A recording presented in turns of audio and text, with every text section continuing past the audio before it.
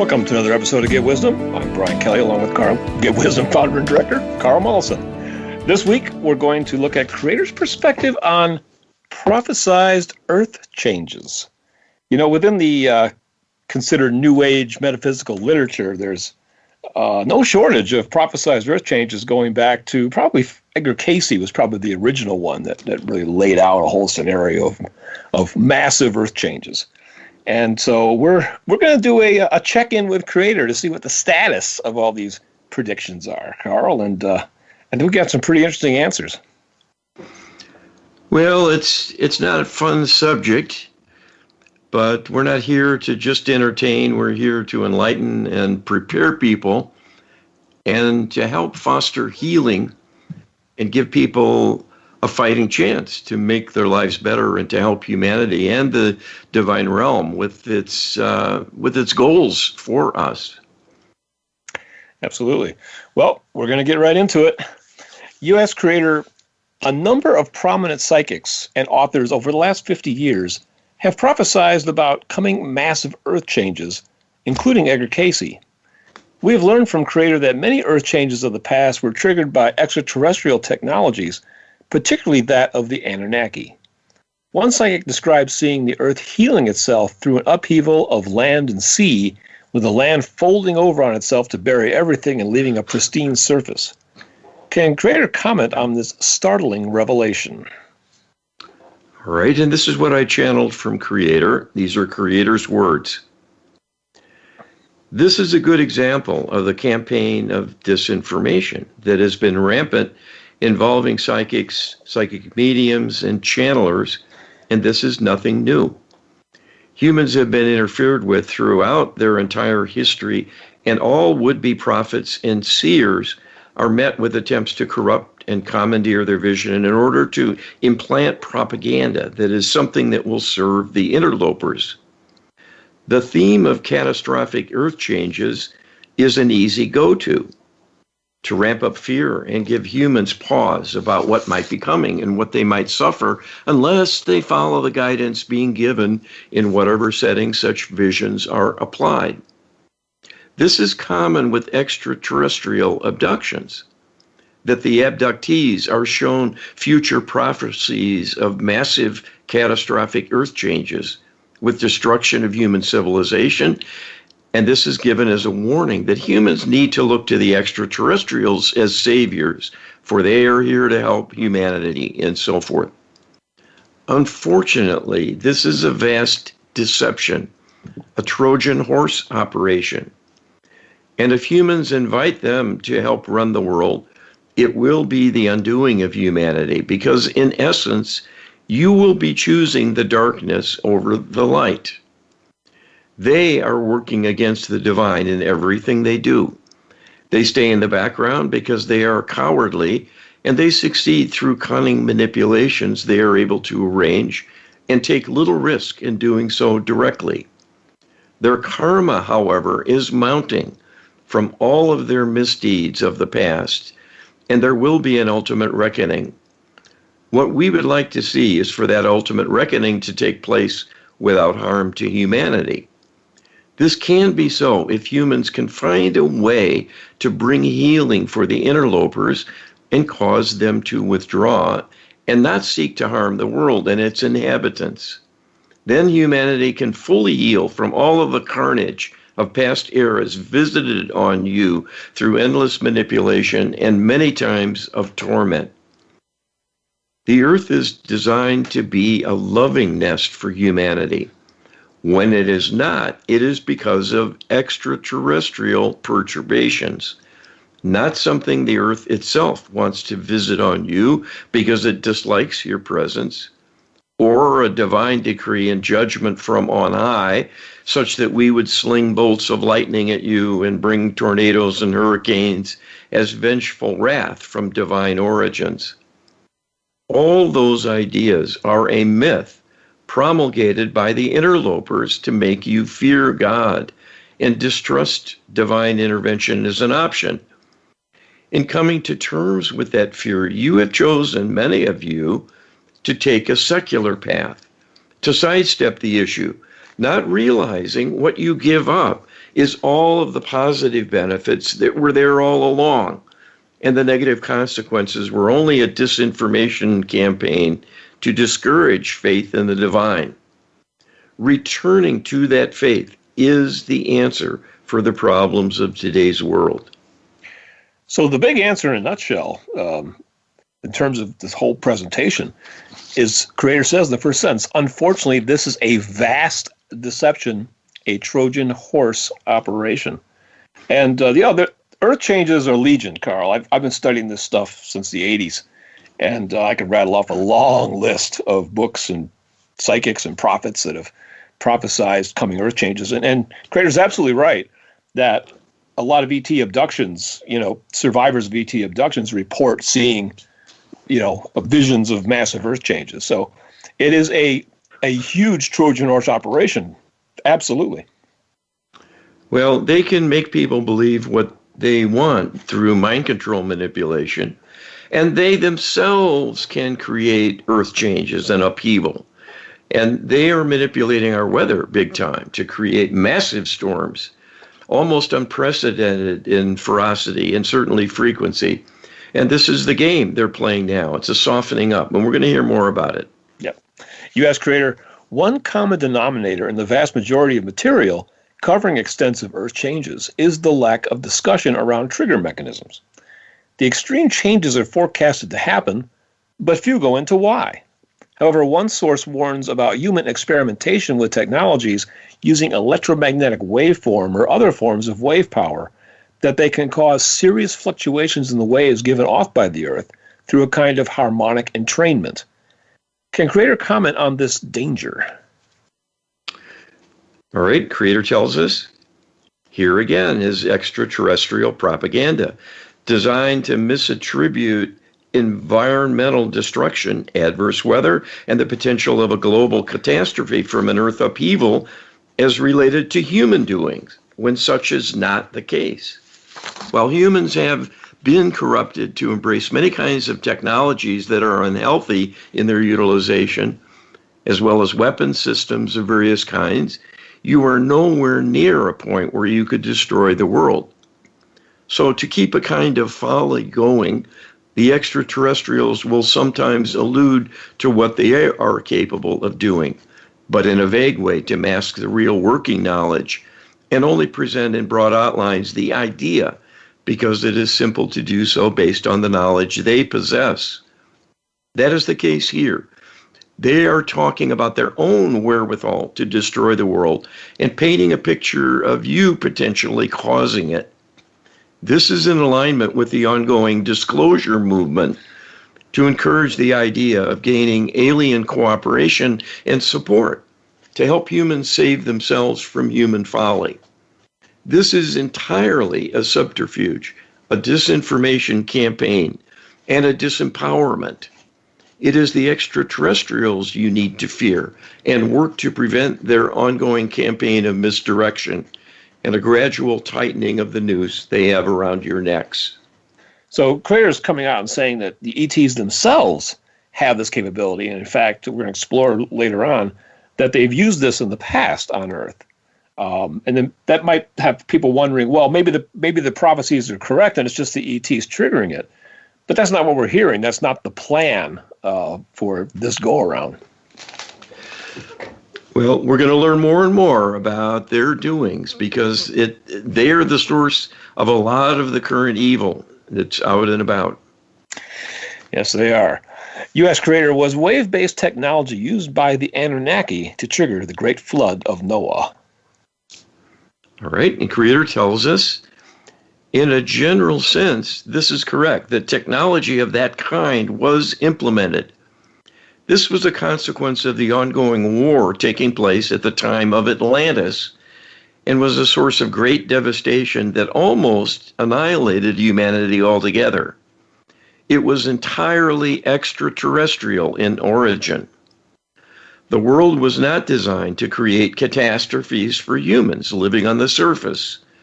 To be sure, natural forces can carry tremendous power, most visibly in the lightning bolt and strong winds. not to mention the flooding that can happen with an unexpected deluge from heavy rainfall that persists for a time in one locale, or heavy snowstorms and extreme cold spells. But all of the above have been greatly magnified through weather modification done by extraterrestrials to prolong and intensify the action. The most extreme conditions of tornadoes, huge blizzards, prolonged and unrelenting drought, massive repeated wildfires, tremendous earthquakes, and hurricanes are entirely caused by extraterrestrials. And we could add volcano eruptions to the list as well. There have been volcanic eruptions and earthquakes throughout Earth's history, but not on the scale and frequency they are exhibited because of extraterrestrial manipulation of the planet, all of which is designed to slow down and hamper human growth and prosperity. You know, this is such a critical channeling because really we're giving out a message that I think is kind of unique to Get Wisdom, Carl. This idea that the destruction of Atlantis and the great flood of Noah were entirely, 100%, the result of extraterrestrial manipulations. It was not God the Creator, Almighty. It was not Gaia. It wasn't natural earth forces. It was ETs. And that's a huge revelation for people to take in. Well, it's shocking, and it is unconventional and difficult for people to believe, primarily because not only is it strange, but people are programmed to disbelieve in extraterrestrials. This is the way they stay hidden in the background, despite the fact they're carrying out thousands of missions every day, and many times their craft are uncloaked. People see it, people are abducted, and sometimes recall parts of the experience, and so on. There's massive evidence that they're here. Absolutely. You asked Creator, the consensus about many of these works on extensive Earth changes, the consensus about many of these works on extensive Earth changes is that we are past due for most of them. And that's kind of put it mildly. In some sources, the changes were forecast for the late 1990s. Others forecast changes for the first decade of the new millennium, now 11 years ago. Can Creator share what the current status is on these forecasted Earth changes? Has the danger passed? Have we dodged a bullet? Or are we still in the danger zone? All right, Creator tells us what has taken place is that the danger zone, as you put it, has been delayed. You have been slated for annihilation a number of times through human history, and this includes recent times yet again. The world was saved from nuclear holocaust by divine intervention, but this has been replaced with alternative strategies by the interlopers who are working in earnest to bring this about within the next 5 years or so. The previous plans were altered through divine intervention. We are currently working at human request of those informed and able to do so to yet again forestall this eventuality and encourage a withdrawal of the interlopers without their taking a parting shot, so to speak, which is the current plan. This is up to humanity, whether enough people can be awakened to this reality in time to take meaningful action in the form of prayer or healing requests to assist with healing the interlopers, who are the action arm of evil in your world, in collusion with the dark spirit meddlers who infest all physical beings to bring about inner darkness and corruption. The evil of the fallen angelic spirits, as described in the Bible, has corrupted the extraterrestrial races who control your world and threaten you at this very moment, and are manipulating so many things to worsen the human experience. There will be increasing environmental upheaval and adverse weather as part of the ramp up to the annihilation. So in a sense, the idea of Earth changes is a kind of weather vane that gives an early indicator of how things are progressing or not, as the case may be. It is all up to you to reach out to us for assistance to make things improve. So annihilation is still the goal. And while we're being told it's not necessarily going to happen through a pole shift or massive continental shifts and ocean sloshing over the continents and all that, there is going to be extreme weather that we have to be watchful for. Well, we've seen unprecedented levels of wildfires coming again and again and again in multiple parts of the world. Certainly in the west coast of the U.S., but also in Australia and other nations. I just saw on the internet this morning, getting up and looking at email, there's a volcano going off in the Caribbean. Yeah, I saw that too. So, this is their doing. Yeah. Volcanic eruptions are very rare as a natural phenomenon because the Earth is pretty stable now. Right. And the same with earthquakes. 95% are caused deliberately by ETs when they happen. Wow, that's a huge revelation in its own right. U.S. creator, a psychic recently predicted severe earthquakes, speaking of earthquakes, for the west coast of North America in the spring of 2021. Can Creator tell us if this warning is something we should take seriously and use as motivation for dedicated prayer and lightworker healing protocol work? All right, this is what Creator says. This is an excellent idea. Whether or not this happens, the prayers will be useful because prayers and the human intention behind them are repurposed if no longer needed or not fully spent for the intended purpose. We have intervened many times to weaken deliberately produced hurricanes on the planet by the extraterrestrials.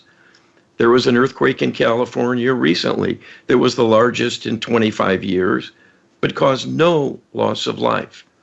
That was entirely due to divine intervention as a consequence of prayer and the Lightworker Healing Protocol sessions being done by practitioners who, in addition to serving their clients, asked for more global assistance of this kind to keep everyone protected.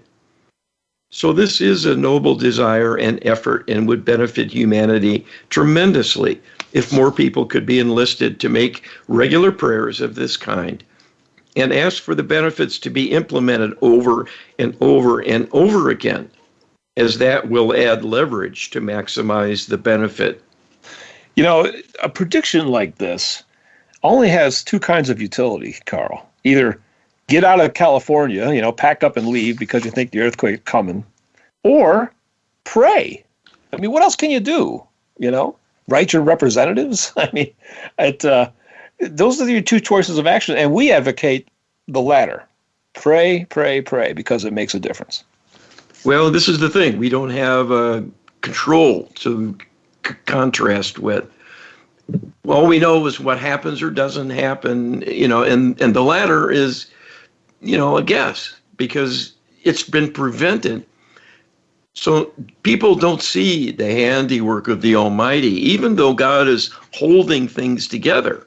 Right. And if there were greater prayer, it would end the madness. And that's what we want to see, because that's the only safe haven.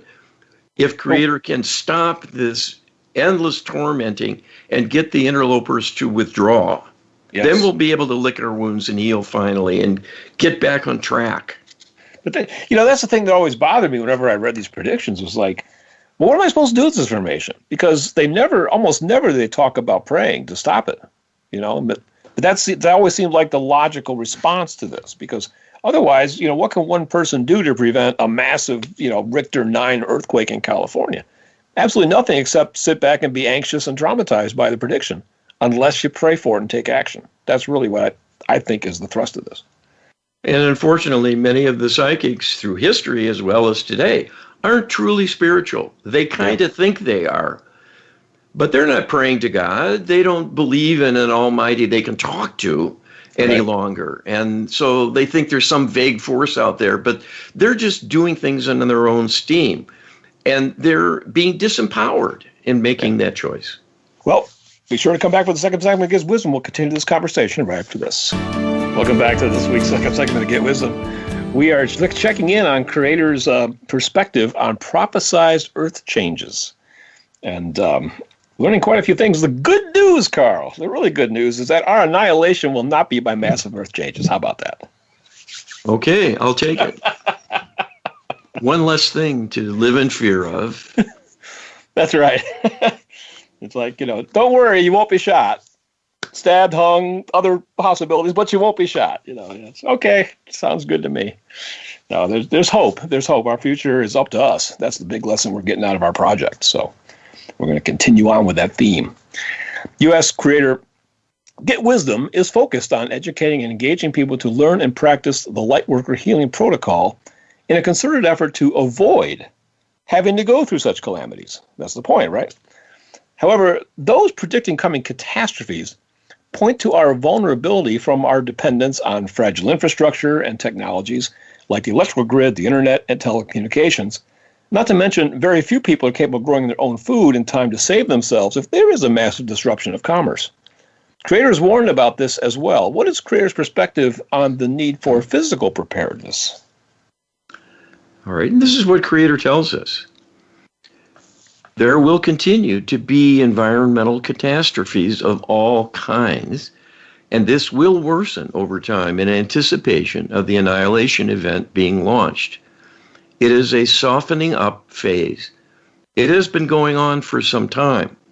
The current global pandemic is yet another scourge they have unleashed to work towards thinning the herd and causing, as the highest priority, a financial collapse. Here, too, divine intervention has tempered the severity. There will need to be many disaster relief efforts as usual in the wake of massive storms like hurricanes and tornadoes, the wildfires, and if there are massive earthquakes as well. It is always prudent to have an emergency plan for one's family. The possibility to evacuate to a safer haven, the storing of some provisions in case stores are closed and there's no electric power available. It is late in the game to think about keeping the world safe, given the ramp up in planning for a mass annihilation of humanity being a few years away, barring an intervention sufficient to stay their hand. Such a huge campaign would need global cooperation, for one thing, and that cannot happen under the current world conditions where people are working at odds with one another and at cross purposes and have divided agendas, mistrust one another, and will simply refuse to cooperate beyond certain current accepted alliances. Most groups are fighting other groups all along the way and quite bitterly. On the individual level, there are certain things individuals can do to create a stockpile of stable food that can be stored without refrigeration, for example. Some thought to accessibility of uncontaminated fresh water separate from commercial tap water sources that may become shut off down the line, and so on, would provide some immediate creature comforts in the event of the direst circumstances coming about. Our position has been that if the annihilation is launched, it will likely be because the divine intervention has been inadequate to the task, because we are focused on prevention, not preparing to fight a war against the extraterrestrials on your behalf. So if the annihilation is launched, the best course by far is to simply not resist. Not attempt to become a holdout and be holed up somewhere that will need to be a rural location in order to buy time, as the initial surveys and search parties will be focusing on the urban centers of mass destruction in a mop-up operation going door to door. Should it come to this, we can tell you life will not be worth living. There is no joy or satisfaction in becoming a haunted animal with nothing to do but ponder your demise and listen for sounds of approaching super soldiers willing to kill you on sight with advanced technology to ferret you out. Most people at this point have locator chips ingested, and this will enable them to be found. Even if they are hiding under a rock somewhere, it will be possible to scan for them aboard low-flying aircraft and then send mercenary army program recruits and human clones to ferret them out and finish them off. So this is why we have not instilled widespread notions of preparedness in the population, because it will either be wasted motion that proves to be unutilized in the end, or wasted effort because it will only be a matter of time should they want to find you and add you to the list of the deceased. We understand this is unpleasant information. What we can tell you is that the history thus far with the ramp up has shown clearly they intend to increase the frequency and intensity of natural disasters, as well as human-caused civil strife. Those are good reasons to take safeguards and prepare for rocky times, especially if you are in a seaside location or in an area frequented by wildfires, floods, droughts, blizzards, hurricanes, or tornadoes. This would include earthquake zones and nearby proximity to volcanoes. Any or all of the above will come into play in succession with the ramp up, because this is a softening up strategy to deplete society of reserves, to exhaust rescue capabilities, personnel, and deplete stockpiles of emergency equipment and supplies. Wow, this is just such a huge, huge answer. And we could spend probably the rest of the show unwrapping this. Of course, we've got many other questions to get onto, but the bottom line is that Creator says emphatically that the divine has not gone out of its way to advise the human population to massively prepare to, for a long period of self-sufficiency. And it looks like the reason for that is that if we're going to save human civilization, we probably have to save the civilization we have to some extent, which means we probably still have to save some commerce. We have to save some electricity generation capability. We have to we have to get the interlopers out of here while we still have some of our society and infrastructure intact, is what I'm getting out of this message. And if it gets beyond that point, then it's probably the annihilation is on. At that point, it's too late. And there's no point in having prepared, because it'll either be wasted or you'll just end up prolonging an existence you don't want to prolong. It's unpleasant news, but this is what we're hearing. Yes. No one wants to hear this. I certainly don't. But it's better to know the truth of things than to live a lie, right, to be complacent and just not be an influence whatsoever on the future of humanity. Yes. Those who are here have a chance to act, a chance to be heroic even.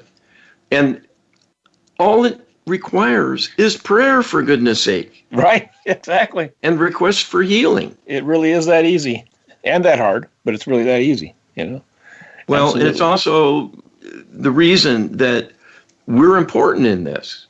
Yes. We count, we matter, because it's up to us. We have to be the ones in the lead. The divine could take care of this instantly. But the problem is their agreement is for us to be in charge of our world and our existence.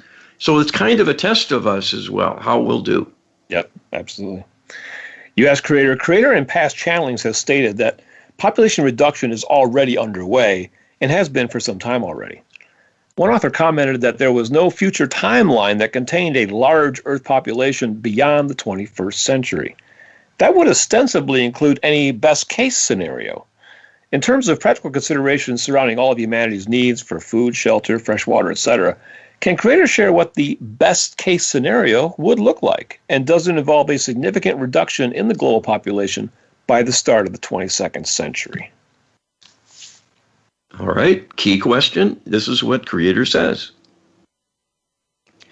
The important thing to keep in mind about the question you ask and the future prophecy in question is that a reduction in human presence could be the consequence of two diametrically opposed scenarios, one being wonderful and the other being dreadful.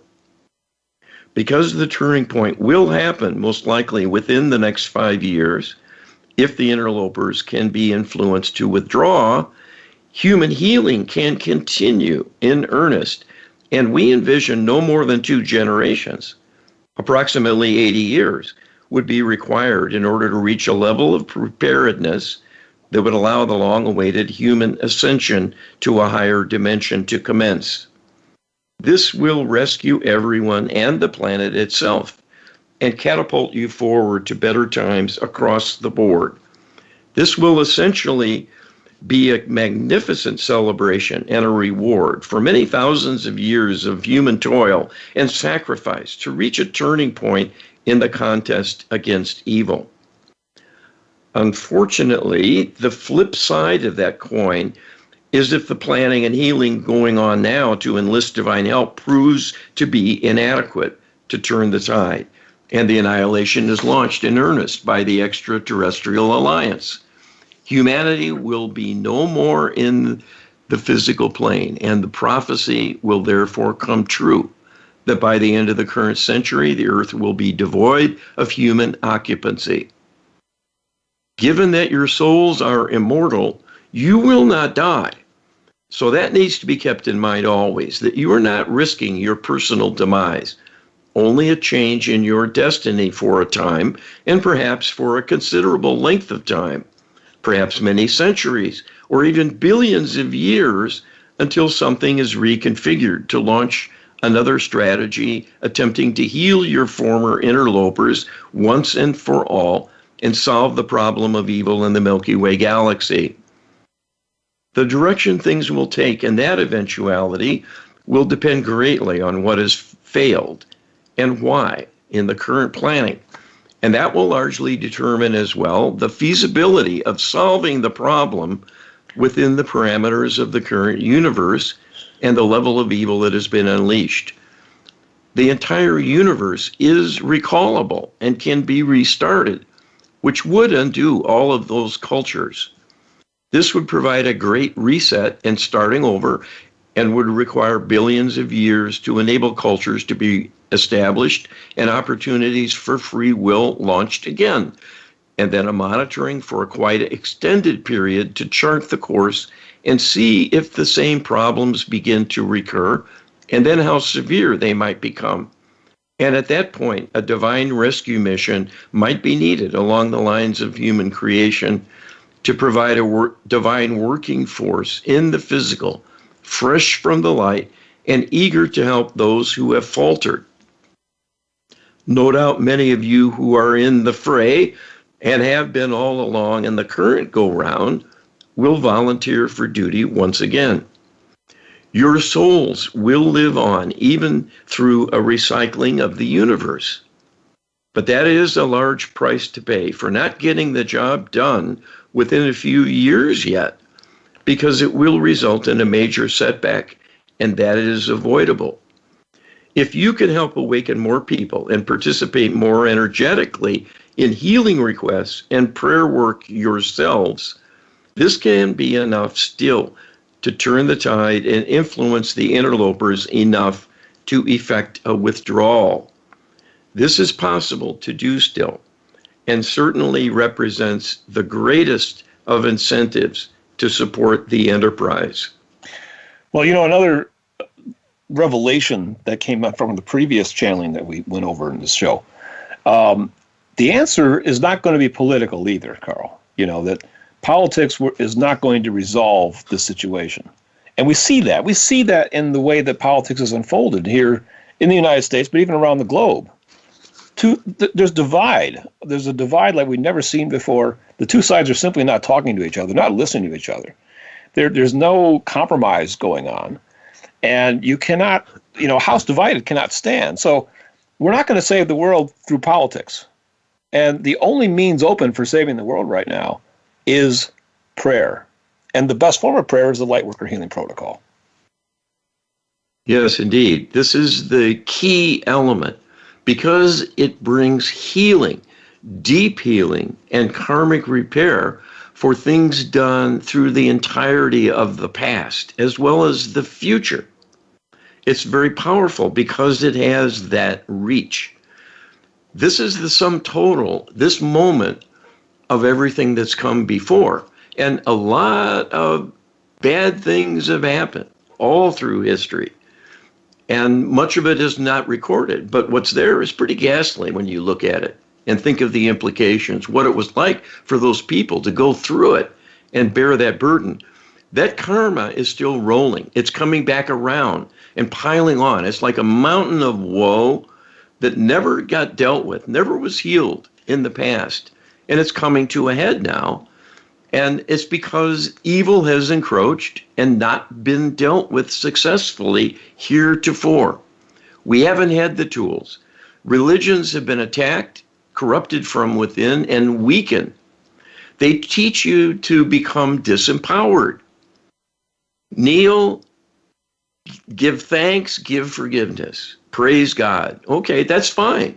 God likes to be appreciate it. But we're a part of God, and we have a birthright to do more than just worship ourselves and our origin.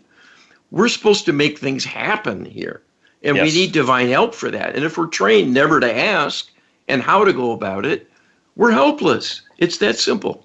Well, getting back to, God likes appreciation. Sure, that's true.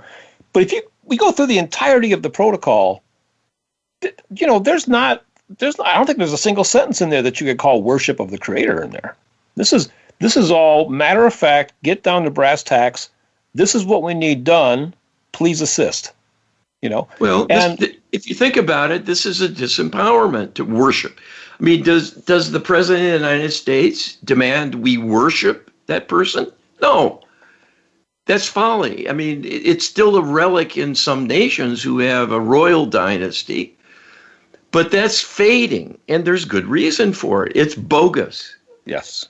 It's a false notion that it is required of a benevolent, positive force for good that's all about love. Yes. Love is not about obedience, especially setting up oneself as a higher entity, a higher power of influence and control, and demanding people act a certain way and do things that serve this power. That is a kind of a corruption and a view of a tyrant. Yeah, absolutely. I mean, if you look at the majesty of the creation of the entire universe, does it look to you that the Creator is insecure? Because only an insecure being would even want somebody to worship them. People that are secure in their own being and know what they're capable of, and if they can certainly create an entire universe, why would they need me to supplicate myself to them? It makes no sense. No, it doesn't. And, we don't demand that of our children. Yeah, we'd like respect. We'd like them to pay attention and follow our rules and all of that. But we want them to thrive. We want them to flourish. We want them to grow up happy and filled with excitement and eager to take on the world and do things to help themselves, and eventually see they launch into the world and become self-sufficient. This is what Creator wants for us. Absolutely. Not to be servants.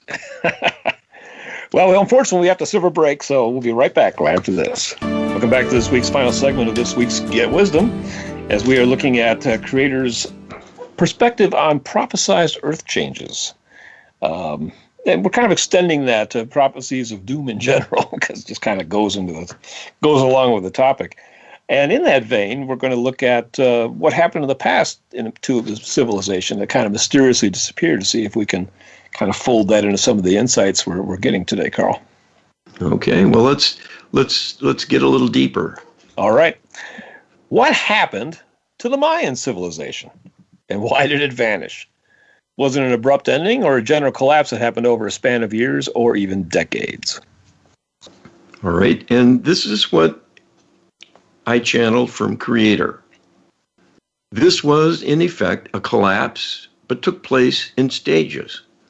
There was a corruption from within of the culture and the individuals taking part, as well as outside pressure from European civilizations, adding greater negativity to the mix and encouraging and hastening a turning point where there was a decision simply to not return. This was a recognition that things had gotten out of hand because of the interloper manipulations.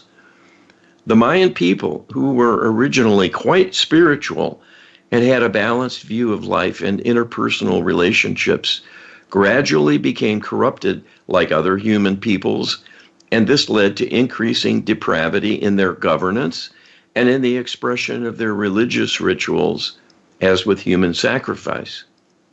This became quite a sad chapter in human history, but is almost universal across the planet, that one by one, groups of humans of any size take a turn for the worse, and there is a degradation of their culture, their habits, and routines, with the choices becoming more and more self-serving, harsh, and regimented with strict rules and great penalties for any deviation. This has caused the downfall of all the great empires through history. In a sense, they collapse under the weight of their own misguided power and domination that has attempted to suppress their citizenry. Those are many demonstrations of the difficulty that the interlopers are having to right herd on humanity and effect a final solution. It is not going smoothly at all, and this is causing increasing consternation and confusion amongst the members of the extraterrestrial alliance. This can work in your favor by encouraging a withdrawal, simply to be done with this mess and all the hard work required to right herd on the many different projects going simultaneously to create this death of 1,000 cuts that is underway. So the disappearance of the Mayans is, in effect, a kind of ascension by virtue of a decision to not descend. Once back in the light, they chose to remain and not lower and degrade themselves with a further tour of duty in the difficult earth plane, given their inability to maintain the purity of their culture against the opposing forces of corruption. Wow, that is probably the most unique answer I've ever heard to the question of what happened to the Mayan.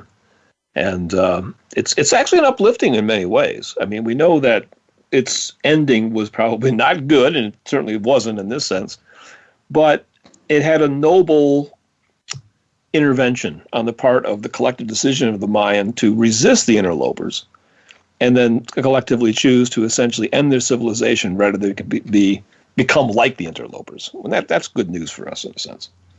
Well, and there's a logic behind it. It is self-serving in one sense, because they're out of harm's way. They don't have to come back and suffer. They're not putting themselves at risk of torment and depravity wreaked on them. But also, they are protecting their souls from further karmic missteps and errors that add to their burdens. Yeah. And so those light workers among us who are here now, and you're only here if you're a light worker in actuality, those are the only people who come down.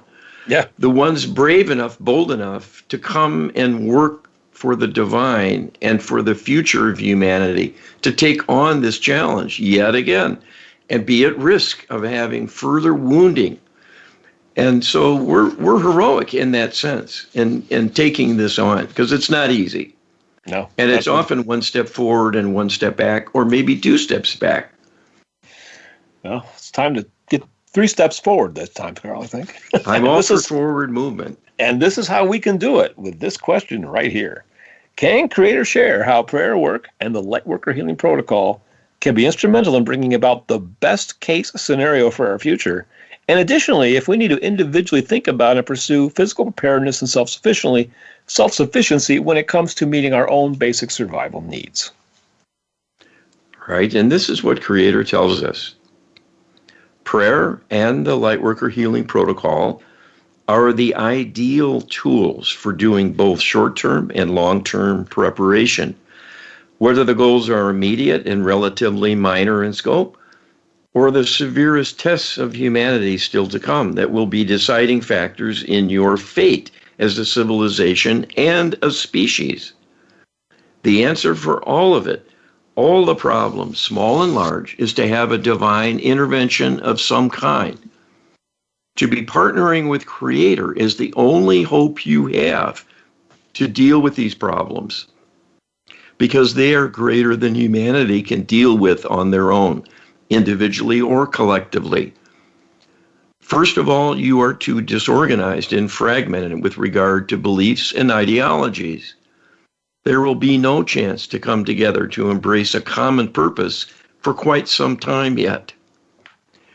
Secondly, the technological superiority of the interlopers and the fact that most people still do not even believe in the dark spirit realm create huge obstacles to doing anything practical on your own.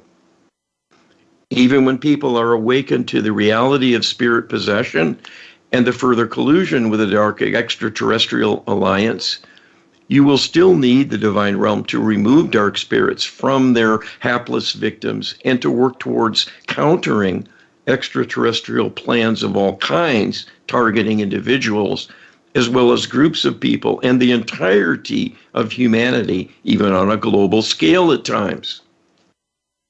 When you apply yourselves to cultivating a divine partnership by asking for your belief to be strengthened, your resolve and your understanding through inspiration, encouragement, and the offering of suggestions humans can perceive and embrace, can be invaluable to at least do those things at a human level that will even the odds and increase your chances of surviving some of the less than lethal manipulations.